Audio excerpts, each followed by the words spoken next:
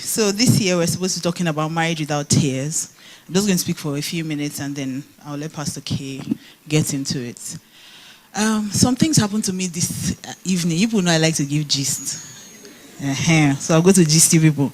If you're on 3 p.m. today, you probably heard the gist already, but I want to share it not because I want to judge the girls, even though I want to judge them, but because I feel that if we can get family right, a lot of the things that happen it will not happen. A lot of times people think that marriage is just about love, you know. So when we say we're doing a marriage seminar, someone will say, I'm not coming. What they want to teach us there is not love, you know. But it's much more than that. When God planned marriage, he had a plan to disciple the entire earth through the home. What pastors really do is what parents did not do. If parents are doing their work, a lot of times pastors won't have work. We just preach on Sunday, but you know that pastors' work is not what we do here. It is the shepherding. It is the following up on people's lives. It is the teaching, the watching over them, making sure they don't make mistakes. If they do, helping to restore them, correct them. Things that parents are not doing. Families are not even settled enough to be able to do that. Are you single or you are married? Ball in, because this world is going to transform your relationship with your spouse. Listen and be blessed. That's the real issue. So today as we were coming, we got to the airport. And so we're waiting for our flight. So we're sitting down in the lounge. So at some point they announced that our flight was ready for us to board. And so I decided to do last P. How many people know last P? It's women that know last P. Men don't understand it. So you know that P that you pee so that you will not have to pee. So I entered, I got there was only one bathroom. So I knocked on the door, which is what normal somebody that they trained should do. And if you knock on the door and there's somebody there, the person inside will either speak up, or if whatever they are doing is smelling too much, they knock back on the door. So this person did not knock back on the door and this person did not answer. So I tried the door and I realized that it was locked. So I stood back and I was waiting. After waiting for a while, quite a while, this person now opens the door. Opens the door and leaves the door ajar. And then I'm hearing some noise. And I'm wondering what's going on. Come outside now. They are calling last call. Come outside. I was standing there, I was waiting. So after like 2 minutes, I kind of leaned in. I didn't look in. I just leaned towards the door and I said, hi, please, are you done? It would be nice if you come out because I'm about to miss my flight. So she comes out, looks at me, goes back in, slams the door and locks it. And she's quiet for another 2 minutes. I'm not hearing anything. I'm not hearing flushing. I'm not hearing nothing. She stays there and wastes her time. And then decides she's had enough of being a baby and comes out. And so this girl comes out and she stands right in front of me and she looks at me like this. So I move. And then she hisses and walks past me. She's tall, slim, fine girl. I'm going somewhere with this. So I go and use the bathroom and then I rush off into the plane. Get into the plane. Somehow Pascal and I split up because they will search girls differently from guys. So I carry I say, Pascal, please give me my boarding pass so I can enter. I'll meet you inside. So I get into the plane and I look at my boarding pass and then I see my seat number and there's someone sitting in my seat. A girl.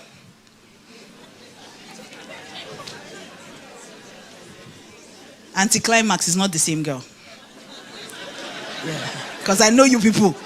You have said God has caught her. So I look at the seat number and I say to the girl, please could you check? It seems like you're sitting in my seat. She looks at me and then turns her face away like I'm not talking to her. And I'm kind of fat too, so I don't think she didn't see me. So I say to her again, please could you check? And this time I say with a smile because a soft answer turns away wrath. Now, I'm not sure whose wrath it was turning away, whether it was mine or hers, but somebody's wrath was being turned away. So I said to her, please, could you check your seat number? I think you're sitting in my seat. So she looks at me again, brings her head out, looks up to see the seat number, then checks her, opens her bag, brings out her, her boarding pass, then suddenly realizes that she's sitting in my seat. She looks at it again and goes, and now moves to the next seat. No, I'm sorry. No, nothing. And so at this time, I realized that this person is trouble. And I'm not in the mood. Because Pascal and I usually like to sit together, but somehow the airlines missed that. And so I knew Pascal was going to come in and try to talk to the person sitting beside. So I sent him a message. I said, this one now, you should not try him. And for some reason, he didn't see his phone. And so he came and then he was, about to. I said, no, not try him, not try him. Sit that he was sitting from me. I said, will be good. It's 1 hour. Just sit in front of me like that. We'll be all right. And so he sat down. During the flight, she got pressed. And so she had to tell me to stand up. So she turns to me. Excuse me, I want to go to the bathroom. If I was not born again, and Holy Hill had not been advertising that I'm coming, I thought I get words. But because I remembered Pison, and I remembered how gentle Pastor Shako is, I was inspired to be a Christian. So I stood up, unbuckled my seatbelt, came out of my seat, and I let her pass. She walked past me, went to the bathroom. I sat down and started sleeping. But with the consciousness that somebody is going to wake me in a few minutes. And so I start to hear from a distance, excuse me. Excuse me. So I open my eyes. Then she does like this. So, because I'm a Christian, I got up again. And she entered and sat down. No, thank you. Nothing. Tall, slim, pretty girl. Now, my challenge with all of this is that there's one man out there, or two, or maybe even four, who will see these girls and will say they will die on top of their matter. But the Bible is very clear that beauty is vain. In fact, it says it soon fades, and charm is deceitful. But a woman who fears the Lord, she shall be praised. Jesus, please, can you come and take this? Somebody's calling me and I think it's urgent. So, this is usually the challenge. Guys will see these girls, in quotes, and put their life in the hand of this girl because of the way she looks. And so in this series of meetings and the next couple of days, what we're going to be doing is showing you exactly how you can ensure that you don't have a marriage that will end in tears. One of the things I know is that if your marriage is going to work, you have to work on your character. That's the one thing that you cannot play with. No matter how much, please do that for disturbing me. No matter how much you try to push character away, it doesn't hide. Character is not something that you can hide. It's like shadow. It will follow you. Once there's light near you, your shadow will show up. Once there's light near you, your character will show up. So these girls may look very pretty and everything, and they probably even came to see some people. But their character is only a matter of time. Someone sent me a message this morning and asked me a question. The person said, I'm in a relationship with a girl, but we're not engaged. There's no public anything. And this girl publicly insulted my mother. Do you think it's still lawful for me to go ahead and marry her? He said, even if she has apologized and she's sorry. Now, somebody else will say, what did the mother do to bring that kind of insult? But no matter what the mother did, your character, you must still be able to control yourself. You see, marriage is not going to change who you are. I say it everywhere I go, and I've probably said it here before, that marriage doesn't change anyone. Marriage will not suddenly turn a lizard to a crocodile. It doesn't happen. If you are a lizard before marriage, when you become married, you become a married lizard. So the real thing that you need to do is change your own behavior. Too many people are focused on finding the right person. They're not focused on being the right person. The first step to having a great marriage is you being the right person. That's the very first step. And marriage is character refiner. Now, I've shared with you before. In fact, I think this is the first place I ever shared my story of how I used to be very angry. If you haven't heard it, go and watch the portraits. I used to be a very hot-tempered person. But in marriage, I have not said the first rude word in 17 years to Pastor K. Why? Not the first rude word. No, you are stupid. No, you are mad. No, who you they talk to. No. Touch who you they talk to first. None of those things. Not because he's much older than me. Not to senior me like that too. Even though he argues about it. We were classmates in secondary school. So I can be disrespectful if I want to. Is he always respectable? No. Why? Because he's a human being. And human beings will hume. They will be annoying. They will be frustrating. They will do irritating things. As far as you're a human being, you will be annoying. I am annoying. I'm sure you can tell. But what marriage will do is refine your character. But it will be easier if you've already started working on yourself. So before you even get involved with someone, the first thing you need to do is work on your character. And Jesus said something very profound. He said that by their fruit you shall know them. So it's not about what anybody says to you. It's about what they actually do. Anybody can say anything. In fact, human beings are known to say what they think you want them to say. If somebody's toasting you, they will say anything now. I will die for you. Which man has not said I will die for you, and which of them has ever? None. Only Jesus. No other man. And men are quick to say that. If you're a man here, you have never said it. You still have some years. It's coming. Because I just felt some resistance a few minutes ago. Somebody saying, I've never said that. My brother, they come. You go offend, and you will use those lines. So people can say anything, but what are they really showing you? So I see a lot of girls, young girls, today. And you know, for me, I believe that marriage, you save your marriage before it starts. I don't believe in when you get married, that's when you're not. When you get married, it's really, we're just, anything you do after marriage is like treating cough and catarrh in children. You know the cough medicine doctors give you is not for the children, it's for the parents. Oh, you don't know. It doesn't work. They just give you so that you feel like you are doing something. They just give it a few days with some good orange and honey or something. It will go. That's how it is in marriage. In marriage, it's already too late. Anything you saw beforehand that you did not deal with, inside marriage, it's too late. They'll just be telling you, in short, they'll tell you pray. It will not be more than that. They will say pray, submit. By your good character, you will change him. You will be there, you'll be bearing it. But you'll be doing what the Bible says. Abi? So if you know you don't have power to carry load, then from before you even start marriage, you have to ask some certain questions and you have to open your eyes. When the Bible says watch and pray, it is most effective in marriage or before marriage. So when you are praying for husband, you don't close your eyes. When you are praying for wife, you don't close your eyes. You watch and you pray. Makalebo shata libra. Makalebo shata. Your eyes are wide open. Because you are watching for signs to be sure whether this person is who they really say they are.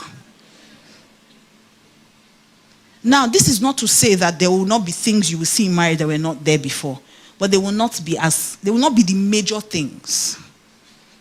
So a lot of women have guys who they don't go to church. They didn't give their life to Christ. They gave their life to you when they were toasting you. Then you expect that after you marry him, you'll be a godly man. You can't change anyone. Not even yourself. You see how hard it is to change yourself even when you make decisions to change.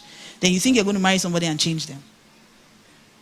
So a lot of things people are crying about after marriage are things that they could have resolved before marriage. So in the next few minutes, when Pastor K comes up, I'm just encouraging you to open your heart. There will be instructions going out.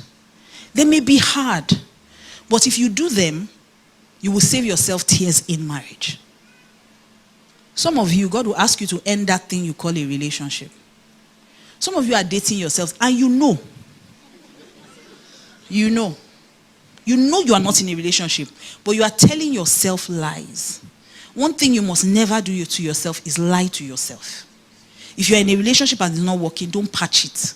Run while you still can. Because I don't believe in divorce, not that divorce, I mean, not that there are circumstances where you can divorce. I'm not saying you can't.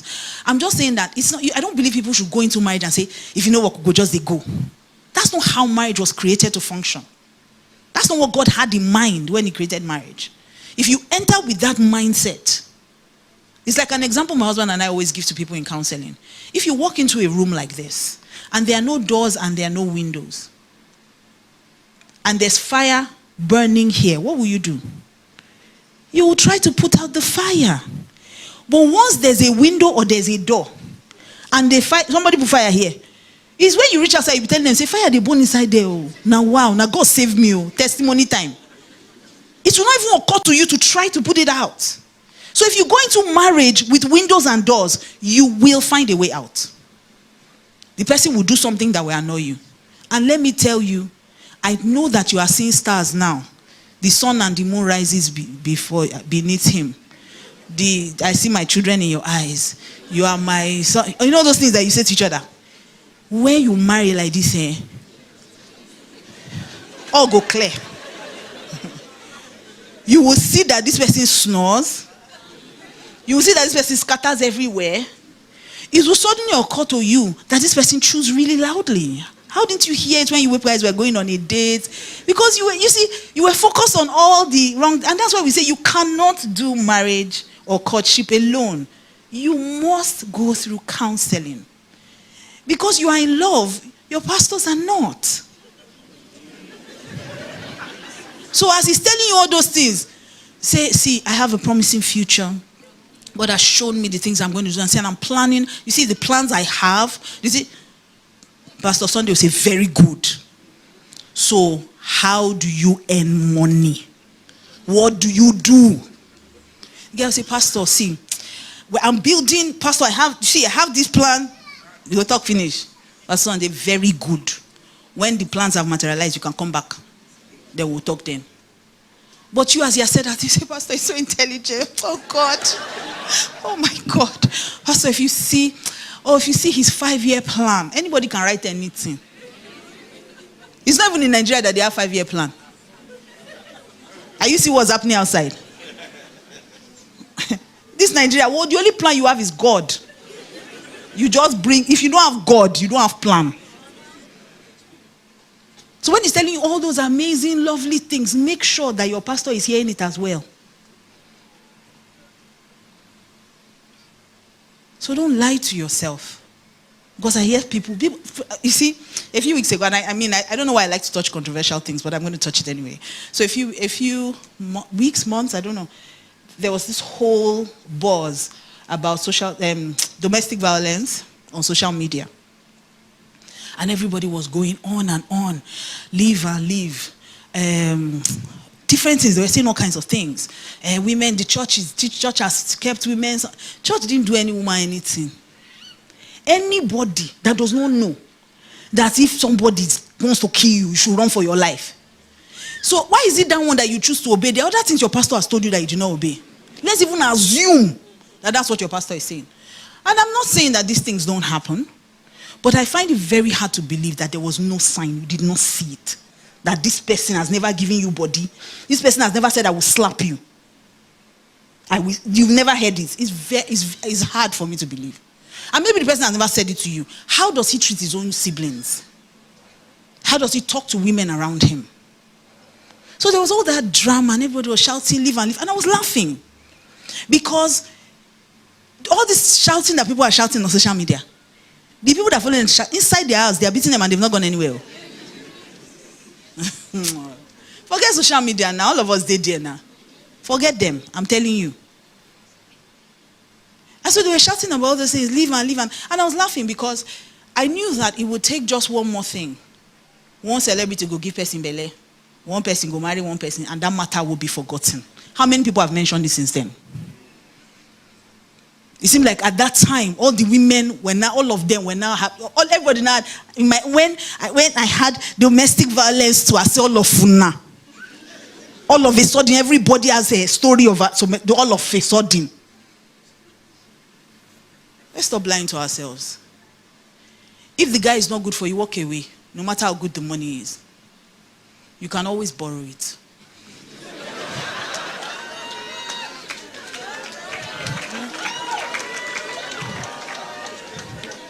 Don't marry for money. So much cheaper to borrow it. You put your destiny. Say, what will I do? You paid my school fees. School fees is not bride price. So. But you too, don't collect what, don't smell what you can't eat.